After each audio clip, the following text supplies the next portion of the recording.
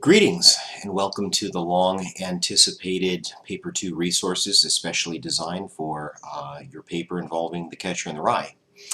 At this point, I'm going to assume that you've taken a look at the question and you're familiar with the general idea behind this question.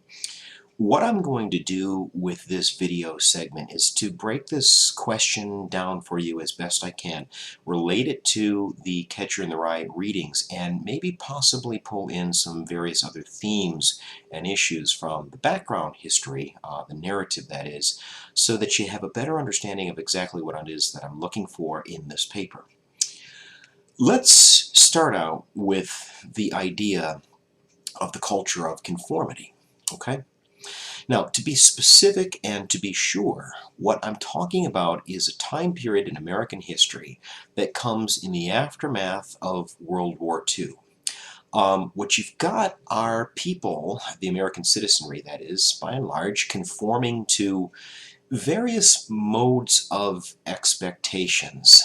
We can get as varied and as diversified as you'd like, but generally speaking, what many historians, you might even be able to say most historians believe, is that the bulk of the American citizenry was aspiring to, hoping to achieve levels of middle-class affluence, middle-class respectability, the idea that what you're going to do is you're going to grow up, go through high school or college, marry your sweetheart, find that corporate entry-level job, scramble to the top of the corporate ladder, buy that white picket fence house in the suburbs, have a lot of babies, become middle class and all the security that comes along with that, and basically grow old and die. Um, the idea that people are aspiring to this idea of conformity might seem a little bit peculiar to us as 20th century modern Americans. But to really truly understand this, you need to take a close look at the historical backdrop that we're working with. First of all, the people that were in charge, your town fathers or your social leaders, whoever you want to point to, for the most part, those are people that had come of age in the Great Depression, and they knew what deprivation meant. They knew what it meant to go to bed hungry. They saw poverty virtually everywhere that they looked. The setting really didn't matter. And so the idea that we now had this economy that was functioning, and it was functioning on the highest levels, and it didn't really seem to be excluding anybody at all. Anybody with a hardworking, good attitude could make a go at this. You'd have to absolutely be crazy not to really take advantage of something like this. So what I want to start off with here is the historical backdrop of the affluent society. Affluent meaning upper class, upper middle class, middle class security, things of that sort that's coming in the aftermath of World War II. Okay?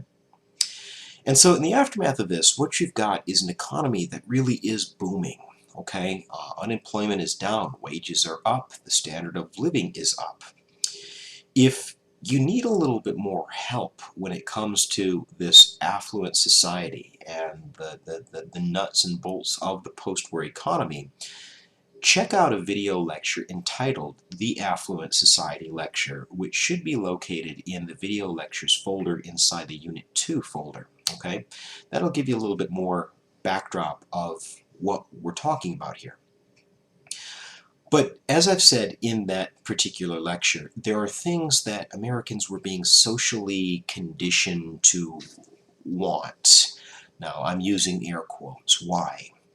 The idea is that you were supposed to want these things. This is why you were working hard in high school to get to college, and when you were working hard in college to get through it, it was why you were supposed to want to get through it, so that you can go and you can consume all of these things.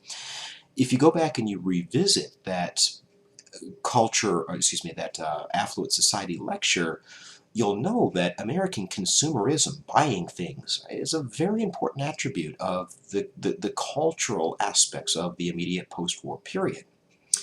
So let's be a little bit more specific. It's during this period that we see many of these new cool consumer items that are being introduced into the American economy. Probably the most important one that I can point to would be the television. By 1947, the idea of a household in America without a TV in it was almost unheard of, simply because those were not only the latest and greatest invention that the American economy had to offer us, they clearly improved the standard of living in the United States, but because they were being produced wholesale, many, maybe even most American households could begin to afford to purchase one of these things. You could go on: vacuum cleaners, radios, dishwashers, riding lawnmowers, certainly automobiles, which, let's be honest, during the war years, Chevrolet, Ford, they weren't making cars, they were making tanks and planes and bullets for the war, okay? Another really good example that I think is worth noting, especially within this particular question, would be the Levittowns. Now, we know William J. Levitt, the Long Island housing contractor that began to marry the idea of mass production to housing. Um, Nobody had ever really done this before, the idea that you could mass produce houses. And what you got with a Levitt house was nothing really to fall in love with per se. It was your classic cookie cutter kind of suburban molded house. But if you're talking to a generation of Americans who would have been elated in 1933 just to make rent, let alone anything above and beyond this, the idea of home ownership, I mean, you were really living large, okay? The baby boom, the idea that what you were supposed to do after you bought that white picket fence, that Levittown house in the suburbs, what you're supposed to do is fill it full of children. It almost goes into this idea of social responsibility, because understand that what those babies are doing is they're fueling an economy. We talked about this in the context of education. You see a boom in education because there's so many more children to educate. You see advancements in health and diet. A large part of this is due to the baby boom. You see other aspects of it. The idea that what you're supposed to do is fill these houses full of toys and clothes for the kids, and that too stimulates the American economy. So, what does all of this have to do with what you're reading in The Catcher in the Rye? Um, well, a lot, truthfully. This idea of social conditioning is really rejected by Holden Caulfield, the main character of The Catcher in the Rye. Now, Caulfield is a guy that's deeply troubled on a number of different levels, or at least that's the way that his character is portrayed in the book. But one of the things that he really seems to reject time and again in this novel is this culture of affluence, this culture of middle class security and having money to do various things. I want to give you one example. Now, my book, it looks a little different than your book, so you'll have to kind of have a general idea of where I'm talking about. But the good news here is you can always put me on pause and search for where I'm talking about. I'm at the beginning of chapter 3. As a matter of fact, I'm on the second full paragraph of chapter 3. It starts out, where I lived at Pensy. Where I lived at Pensy. Where I lived at Pensy, I lived in the Ossenberger Memorial Wing of the new dorms.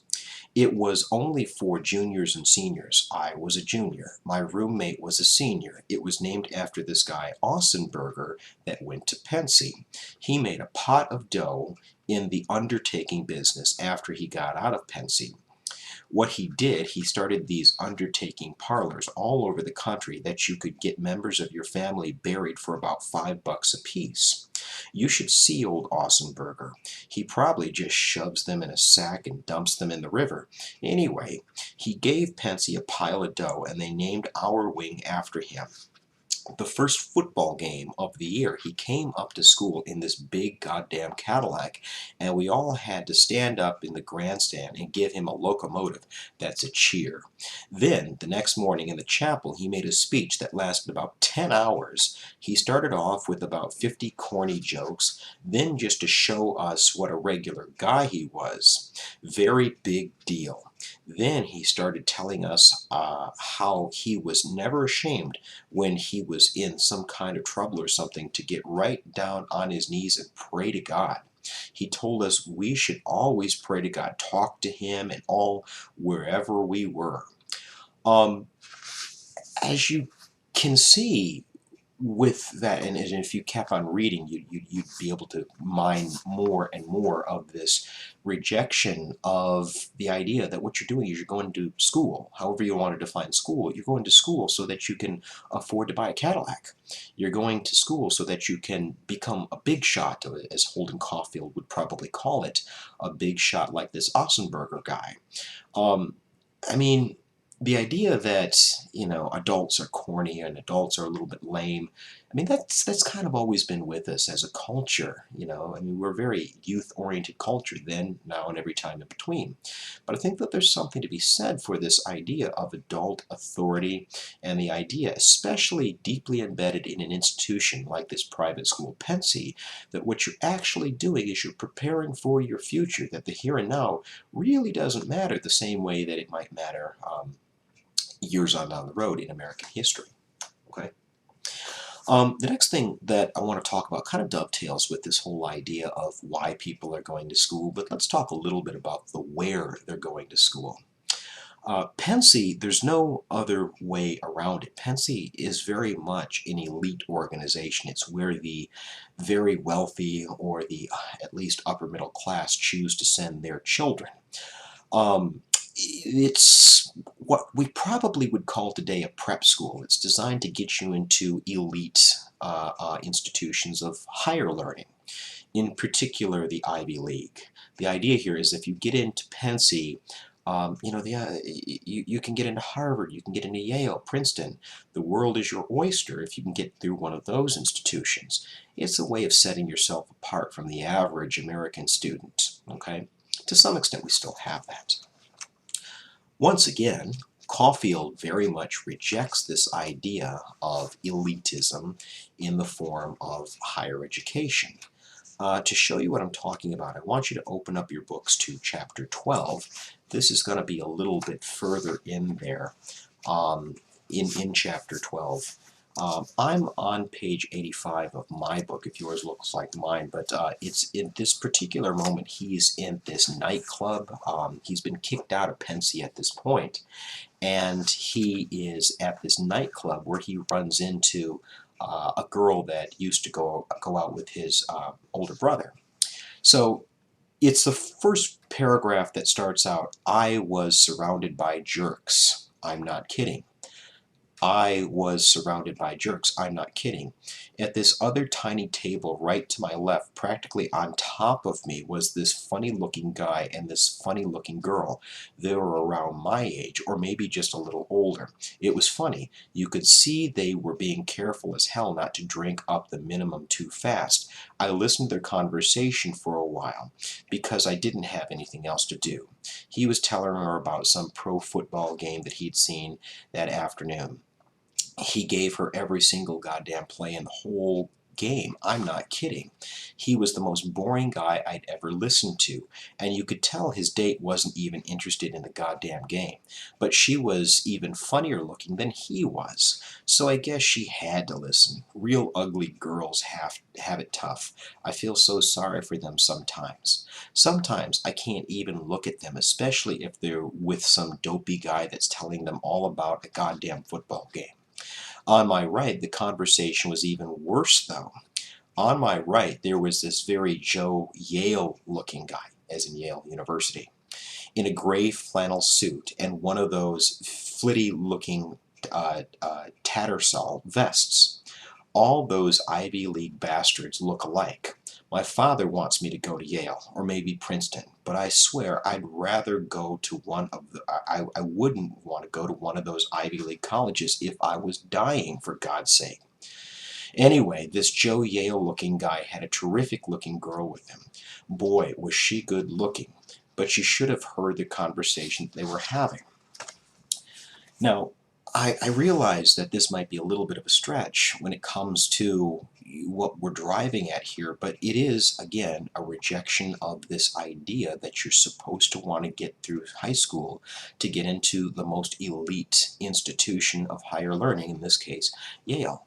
And Holden Caulfield is once again rejecting this idea that's largely premised on this culture of affluence. Okay?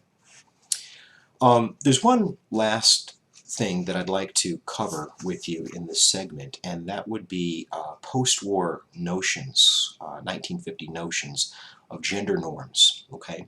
Now, a few weeks ago, I asked you to take a quiz that had you examine the help wanted ads in the Chicago Daily Tribune, and we know they were segregated based on sex. There was one section for the men and other section for the ladies.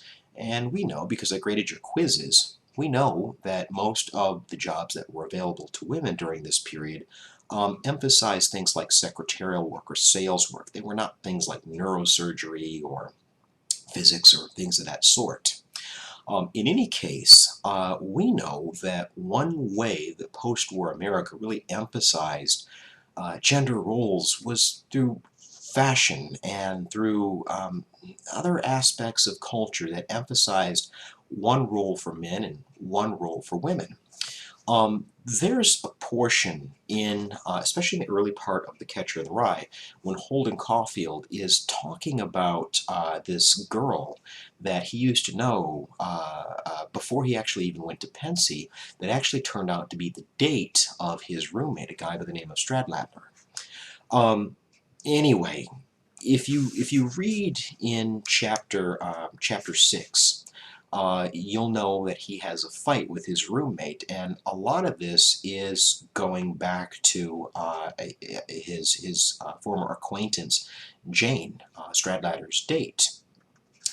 And right before the passage that I'm about to share with you, part of what he's mad about is that he doesn't get Jane, Stradlater that is, doesn't get Jane on the same level that Holden Caulfield does. He likes her for a lot of different reasons other than she's very good looking, okay? Um, I'm on the top of page 44, which is about 4 or 5 pages deep into chapter 6. It's a paragraph that starts out, he wouldn't do it though. He wouldn't do it though. He kept holding on to my wrists and calling me a son of a bitch and all for about 10 hours. I can hardly even remember what all I said to him. I told him I thought he could give the time to anybody he felt like. I told him he didn't even care if a girl kept all her kings in the back row or not. And the reason that he didn't care was because he was a goddamn stupid moron. He hated it when you called him a moron. All morons hate it when you call them morons, okay? Now you might ask yourself, what, if anything, does that have to do? Well, go back to that part where he's talking about Jane liking to keep all of her kings in the back row. Obviously, this doesn't have anything to do with beauty or quantifications of beauty. Beauty ultimately is in the eye of the beholder. But one of the things that we know from post-war society is that the institution, the modern institution that you and I would refer to as dating, really emerges during this time period. And dating, at the end of the day, is a dress rehearsal for marriage. If you stop and really think about what a date in the American culture consists of, this is essentially what you're talking about here. In any case, going back to Holden Caulfield, what he seems to be seeing in Jane, the attraction, is kind of more her spirit. It's kind of more what makes her interesting on an intellectual and a personal level, as opposed to Stradlater, who seems to be attracted to women for some of the same reasons that people want to go to Yale, for some of the same reasons why elite families sent their kids to the prep school known as Pensy. It's a rejection of this culture that emphasizes, the quantification of things like beauty. It's a culture that is grounded in conforming to what society expects you to live up to. So what I want you to understand, and I'm hopeful that I've made the case here with three different examples, Holden Caulfield is very much pushing back against these social expectations that involve him living up to some sort of ideal in American life. And in a lot of ways, and I guess, it probably should be pointed out, he's in a position that he's wealthy enough to be able to reject this culture that stresses affluence. But nonetheless, he's an individual that's really rejecting this idea that what you're supposed to want is to get through school so that you can drive a Cadillac. And you can drive a Cadillac so that you can go to the social club, right? This idea that what you're supposed to do is work hard so that you have all these great materialistic things in your life. Okay? I'm hopeful that that sheds a little bit of light on this central question and that you can pull out other bits and pieces of evidence from our lectures as well as from your other readings that will dovetail nicely and support these various ideas that you're seeing in The Catcher in the Rye.